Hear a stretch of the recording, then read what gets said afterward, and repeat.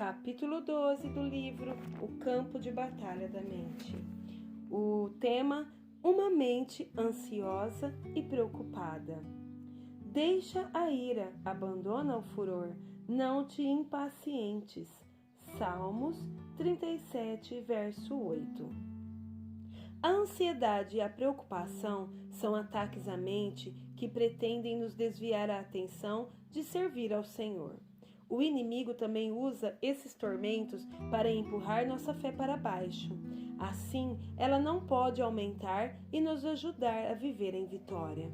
Algumas pessoas têm tal problema com a preocupação que poderia até mesmo ser dito que elas são viciadas em preocupação. Se elas não têm alguma coisa pessoal com o que se preocupar, elas se preocuparão com a situação de outra pessoa. Eu tinha esse problema, por isso estou bem qualificada para descrevê-lo. Como estava constantemente me preocupando a respeito de alguma coisa, jamais desfrutei a paz pela qual Jesus morreu para que a tivesse. É absolutamente impossível preocupar-se e viver em paz ao mesmo tempo. Paz não é alguma coisa que pode ser colocada em uma pessoa. É um fruto do Espírito. Gálatas 5:22. Fruto é o resultado de permanecer na videira. João 15:4. Permanecer refere-se a entrar no descanso de Deus, relatado no capítulo 4 de Hebreus, como também em outros lugares da palavra de Deus. Há diversas palavras na Bíblia que se referem à preocupação, dependendo da tradução que você estiver lendo. A versão King James não usa a palavra preocupação, além de não te impacientes. Salmo 37, 8. Outras frases padrão usadas para nos advertir contra a preocupação são: não andeis ansiosos, Mateus 6:25. Não andeis ansiosos de coisa alguma, Filipenses 4:6. E lançando toda a vossa ansiedade, 1 Pedro 5:7. Geralmente uso o Amplified Bible, que inclui diversas versões diferentes e outras frases que se referem ao assunto. Para simplificar o ensino no restante deste capítulo, vou me referir a essa situação como preocupação. A preocupação definida. O dicionário Webster define preocupação como se segue: 1. Sentir-se apreensivo ou inquieto. Fazer alguém sentir-se ansioso, angustiado ou inquieto. 2. Uma fonte de inquietação contínua.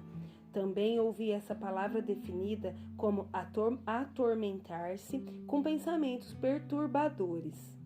Quando vi a parte sobre atormentando-se com pensamentos perturbadores, decidi imediatamente que sou mais esperta do que isso.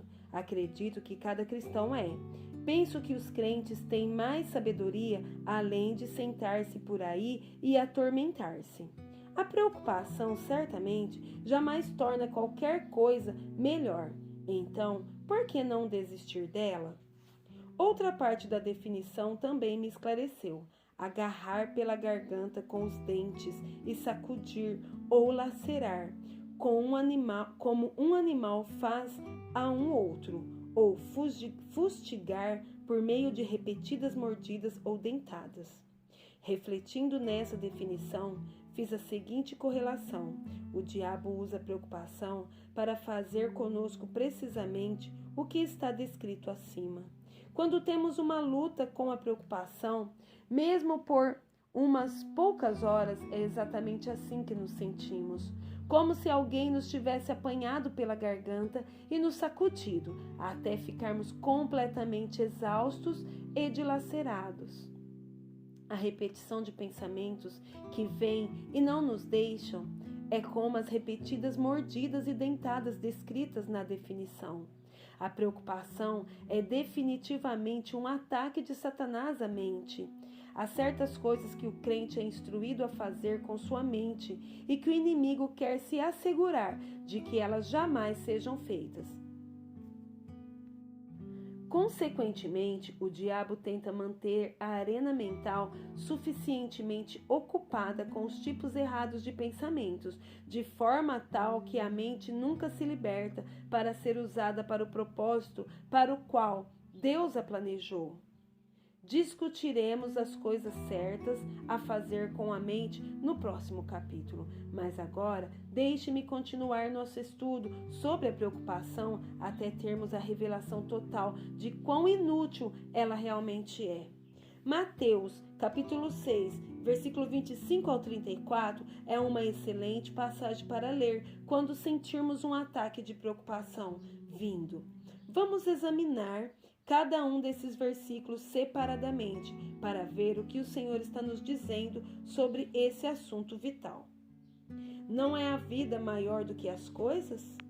Por isso vos digo, não andeis perpetuamente ansiosos, inquietos e preocupados pela vossa vida, quanto ao que haveis de comer ou beber, nem pelo vosso corpo, quanto ao que haveis de vestir. Não é a vida qualitativamente mais do que o alimento? E o corpo muito acima e mais excelente do que as vestes? Mateus 6 e 25. O propósito da vida é ser de tão alta qualidade que a desfrutaremos imensamente. Em João 10:10, Jesus disse: o ladrão vem somente para roubar, matar e destruir. Eu vim para que tenham e desfrutam da vida e a tenham em abundância completa até que transborde. Satanás tenta nos roubar essa vida de muitas maneiras. Uma delas é por meio da preocupação. Mateus 6 e 25 nos ensina que não há nada na vida com o que nos devemos preocupar, nenhum aspecto dela. A qualidade de vida que Deus providenciou para nós é suficientemente grande para incluir todas essas coisas. Mas se nos preocupamos sobre as coisas, então as perdemos, como também a vida que Deus quis que tivéssemos. Não é você mais valioso do que um passarinho? Observai as aves do céu. Não semeiam, não colhem, nem ajuntam em celeiros. Contudo, vosso Pai Celeste as sustenta.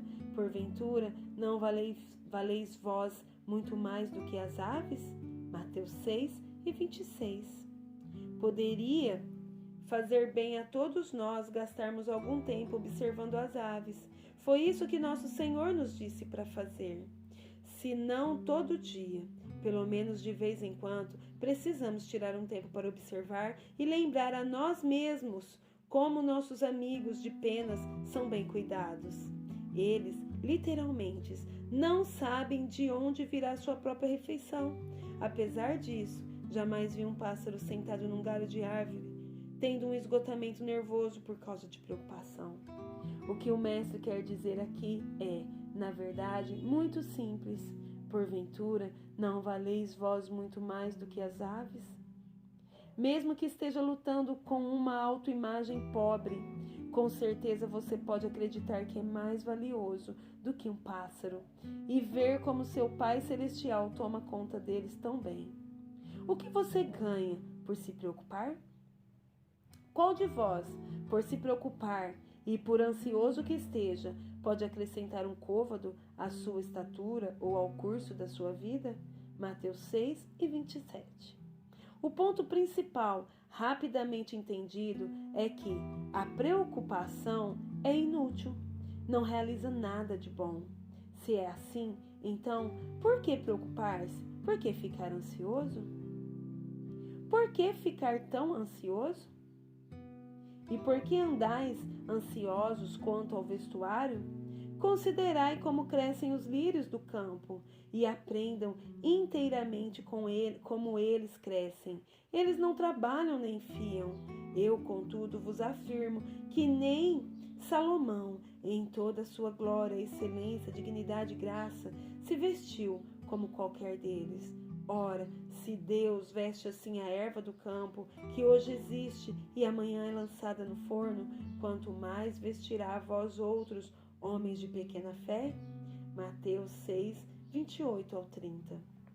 Usando a ilustração de uma de suas criações, o Senhor assinala que se uma flor que nada faz pode ser tão bem cuidada e é tão bonita que excede em brilho até mesmo a Salomão com toda a sua majestade, então com certeza podemos acreditar que receberemos cuidado e provisão.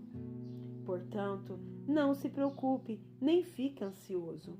Portanto, não vos inquieteis, nem fiqueis ansiosos, dizendo: que comeremos, que beberemos ou com que nos vestiremos? Mateus 6 e 31.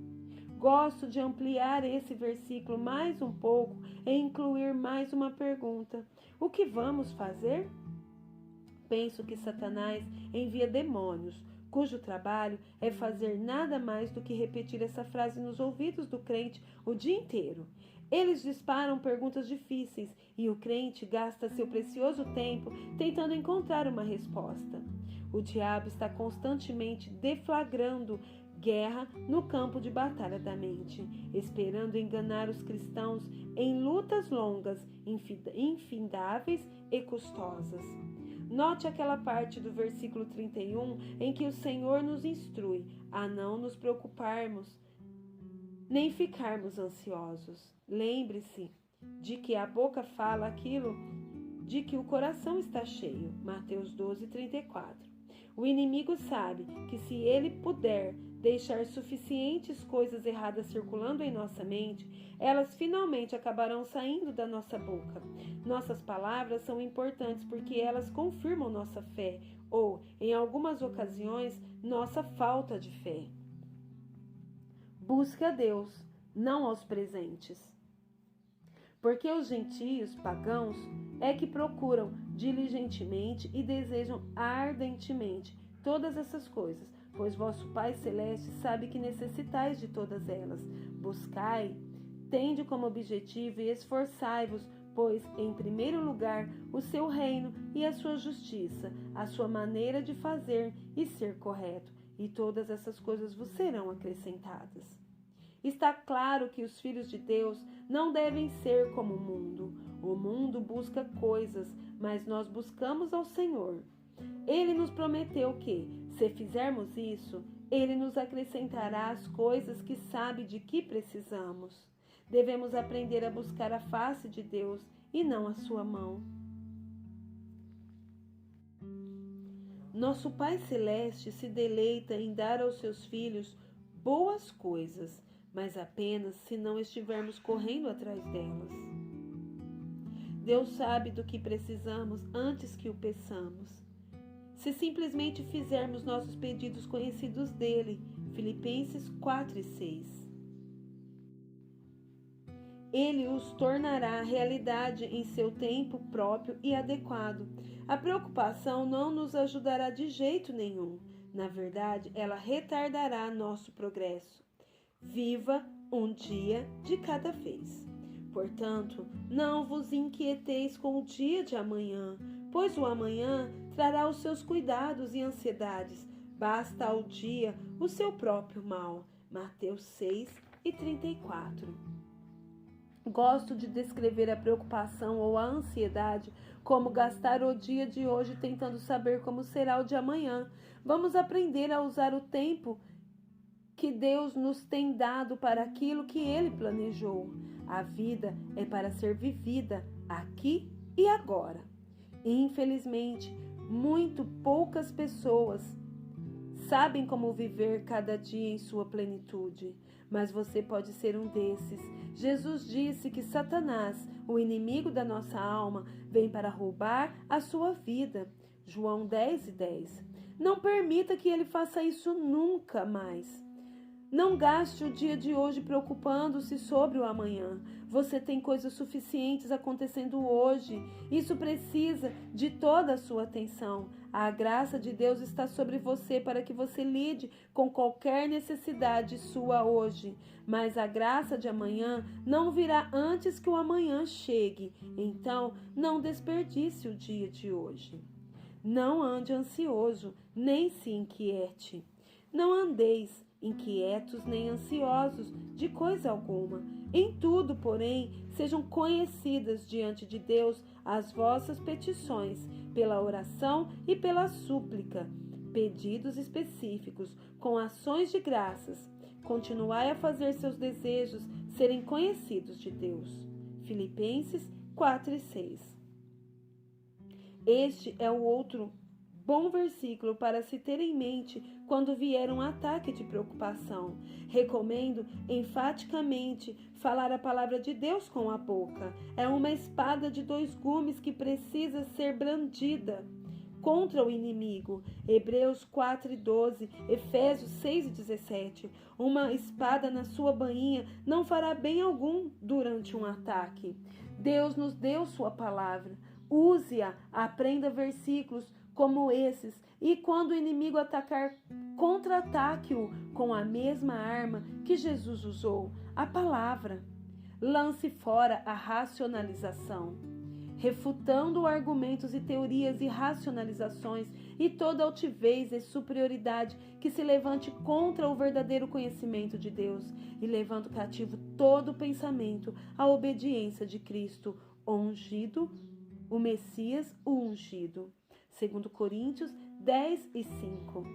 Quando os pensamentos que lhes estão sendo oferecidos não concordam com a palavra de Deus, a melhor maneira para calar a boca do diabo é repetir a palavra. A palavra, saindo da boca de um crente, com fé para respaldá-la, é a mais efetiva arma que pode ser usada para ganhar a guerra contra a preocupação e a ansiedade. Lance seus cuidados sobre Deus. Humilhai-vos, rebaixai-vos, descei em vossa própria avaliação. Portanto, sob a poderosa mão de Deus, para que Ele, em tempo oportuno, vos exalte. Lançando sobre Ele toda a vossa ansiedade, todos os vossos cuidados, todas as vossas preocupações, todos os vossos interesses, porque Ele tem cuidado de vós com afeição e toma conta de vós vigilantemente. 1 Pedro 5, 6 e 7. Quando o inimigo tenta nos dar um problema, temos o privilégio de poder lançá-lo sobre Deus. A palavra lançar, na verdade, significa jogar ou arremessar. Podemos jogar ou arremessar nossos problemas para Deus e, creia-me, Ele pode pegá-los. Ele sabe o que fazer com eles. Essa passagem nos permite saber que humilhar-se significa não se preocupar. A pessoa que se preocupa ainda pensa que ela pode, de alguma maneira, resolver seu próprio problema. A preocupação é a mente correndo de um lado para o outro, tentando encontrar uma solução para a sua situação. O homem orgulhoso é cheio de si, enquanto o homem humilde é cheio de Deus. O homem orgulhoso se preocupa, o homem humilde espera.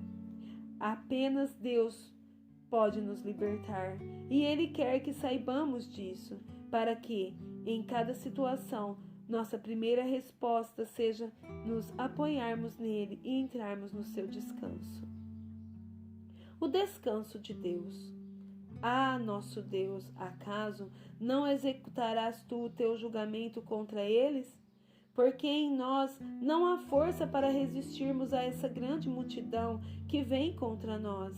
E não sabemos nós o que fazer, porém os nossos olhos estão postos em ti. 2 Crônicas, capítulo 20, versículo 12. Amo esse versículo. O povo a quem ele se refere havia atingido o ponto de perceber 3 coisas como certas. 1. Eles não tinham poder contra seus inimigos. 2. Eles não sabiam o que fazer. 3. Eles precisavam ter seus olhos fixos em Deus. Nos versículos 15 e 17 da mesma passagem, vemos o que o Senhor lhes disse quando eles atingiram essa percepção e de boa vontade a admitiram diante de Deus. Não temais, nem vos assusteis por causa dessa grande multidão, pois a peleja não é vossa, mas de Deus. Neste encontro, não tereis de pelejar Tomai posição, ficai parados e vede o salvamento que o Senhor vos dará. Qual é a vossa posição? É a de permanecer em Jesus e entrar no descanso de Deus. É a de esperar no Senhor continuamente, com os olhos fixos nele, fazendo o que ele nos direciona a fazer e, por outro lado, tendo o temor reverente de nos movermos na carne. No que diz respeito ao descanso de Deus, gostaria de dizer isto: não há o descanso de Deus sem oposição. Para ilustrar, compartilho com você uma história que ouvi certa vez envolvendo dois artistas a quem pediram que pintassem quadros da paz, da maneira como eles a percebiam. Um pintou um lago parado, calmo, bem atrás das montanhas. O outro pintou uma cachoeira impetuosa e espumejante, sobre a qual se inclinava uma árvore com um pássaro repousando em um ninho em um de seus galhos. Qual delas verdadeiramente retrata a paz? A segunda, porque não há paz sem oposição. O primeiro quadro representa estagnação.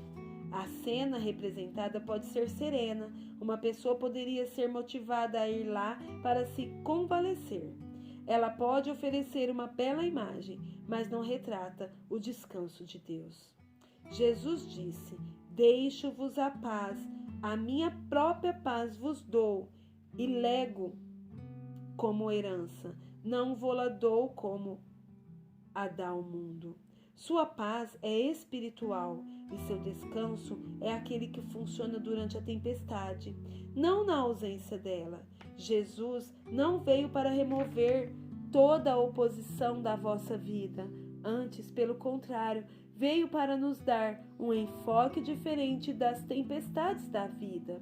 Devemos tomar sobre nós o seu jugo e aprender dele. Mateus 11:29. Isso significa que devemos aprender seus caminhos para enfrentar a vida da mesma maneira que ele enfrentou. Jesus não se preocupava e nós também não temos de nos preocupar. Se você está esperando não ter nada com o que se preocupar para parar de se preocupar, então provavelmente eu devesse lhe dizer que você está de esperar, que você terá de esperar um longo tempo, porque esse tempo pode jamais chegar. Não estou sendo negativa, estou sendo honesta. Mateus 6:34 sugeriu que não nos preocupássemos com o dia de amanhã, porque cada dia terá suas próprias e suficientes preocupações. O próprio Jesus disse isso, e ele certamente não era negativo. Estar em paz, desfrutar o descanso de Deus em meio à tempestade, dá mais glória ao Senhor, porque prova que seu método funciona. Preocupação, preocupação, preocupação. Desperdicei anos da minha vida me preocupando com coisas sobre as quais não podia fazer nada. Gostaria de ter aqueles anos de volta e ser capaz de encará-los de maneira diferente. Entretanto, uma vez que você tenha gasto o tempo que Deus lhe deu, é impossível consegui-lo de volta e fazer as coisas de um jeito diferente. Meu marido, por outro lado, jamais se preocupou. Houve um tempo em que ficava zangada com ele, porque ele não se preocupava comigo e se juntava a mim para falar sobre todas as possibilidades sombrias se Deus não se fizesse presente e satisfizesse nossas necessidades. Sentava-me na cozinha, por exemplo, e despejava as contas e talões de cheque, ficando mais descontrolada naquele momento, porque as contas eram mais do que o dinheiro.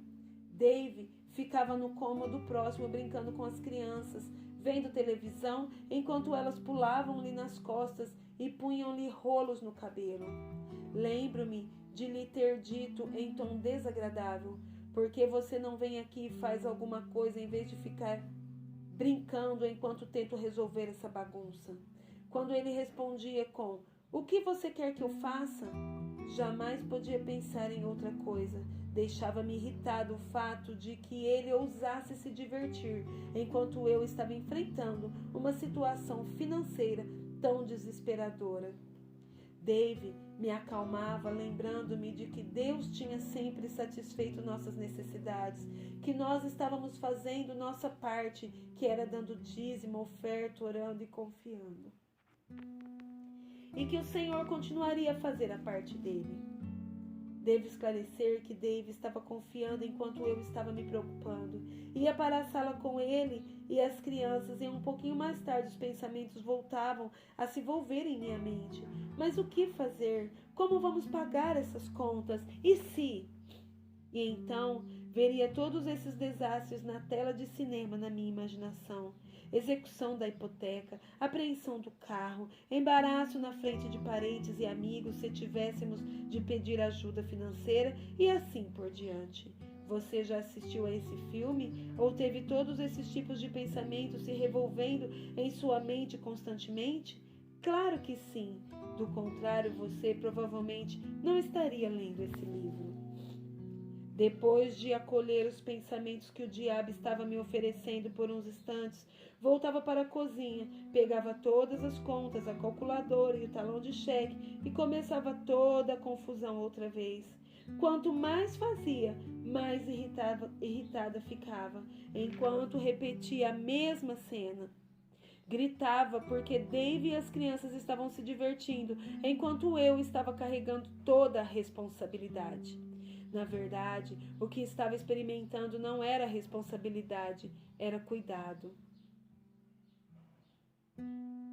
Algo que Deus havia me dito especificamente para lançar sobre ele. Olho para trás e vejo que desperdicei todas aquelas noites que Deus me deu nos primeiros anos do meu casamento. O tempo que Ele nos dá é um precioso presente, mas eu o dei ao diabo. Seu tempo é seu mesmo. Use-o com sabedoria. Você não passará por esse caminho outra vez. Deus satisfez todas as nossas necessidades e Ele o fez de diferentes maneiras. Ele jamais nos desaponta uma única vez sequer. Deus é fiel. Não se preocupe, confie em Deus. Seja a vossa vida, seu caráter ou disposição moral sem avareza, sem amor ao dinheiro, incluindo ganância, avidez, luxúria e desejo ardente de posses terrenas. Contentai-vos com as coisas que tendes, circunstâncias e posses, porque Ele, o próprio Deus, tem dito: de maneira alguma te deixarei, nem te falharei, nem te deixarei sem suporte. Nunca, jamais, nunca, nunca, nunca, em qualquer nível te deixarei sem ajuda. Te abandonarei, nem desapontarei, nem relaxarei a minha mão de sobre ti. Com toda a certeza, não. Hebreus, capítulo 13, versículo 5. Essa é uma excelente passagem a ser usada para encorajar a você mesmo quando tiver preocupação sobre se Deus se fará presente ou não e se satisfará suas necessidades. Nessa passagem, o Senhor está nos avisando que não precisamos ter nossa mente no dinheiro, imaginando como tomaremos conta de nós, porque Ele tomará conta dessas coisas por nós. Ele prometeu nunca falhar e nunca nos abandonar. Faça a sua parte, mas não tente fazer a parte de Deus. A carga é muito pesada para carregar, e se você não for cuidadoso, você se quebrará sobre o peso dela. Não se preocupe. Confia, inclina-te sobre, acredita, tem confiança no Senhor e faz o bem. Então, habita na terra e alimenta-te da verdade e serás verdadeiramente alimentado. Salmos 37, verso 30.